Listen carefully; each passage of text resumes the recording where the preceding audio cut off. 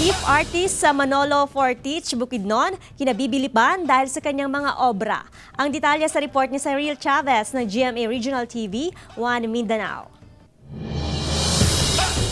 Meet artist Wilmar Sumohoy na tubong Manolo Fortich, Bukidnon. Sa kanyang simpleng pagkatao, hindi mo aakalain na may itinatago siyang angking talento dahil ang gamit niya sa kanyang mga obra ay hindi ordinaryong medium kundi mga dahon. Ayon kay Wilmar, mula pagkabata ay nakahiligan na niya ang visual arts hanggang sa nahasa niya ang kanyang talento sa pagdodrawing hanggang napunta na ito sa soil art. Ngunit noong taong 2020, dito na niya naisipang i-explore pa ang kanyang talento at dito na pumasok ang kanyang tinatawag ngayon na leaf art. Murag kuan gyud sa wisdom na gyud nga gihatag sa Ginoo nga mangita ko og dahon. So didto mga 4 PM na nakagama gyud ko og isa. So akong first nga gihimo is si Rodrigo Duterte, president pa siya ato nga time.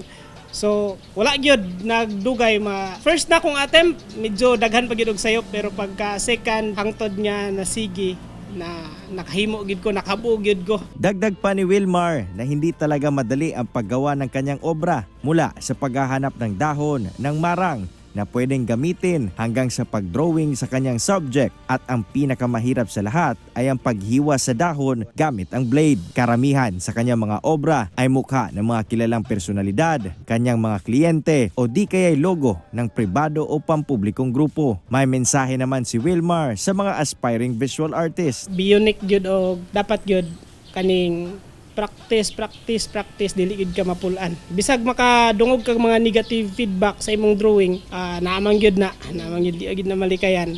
I-practice lang. Mula sa GMA Regional TV 1 Mindanao, Cyril Chavez nagbabalita para sa GMA Integrated News.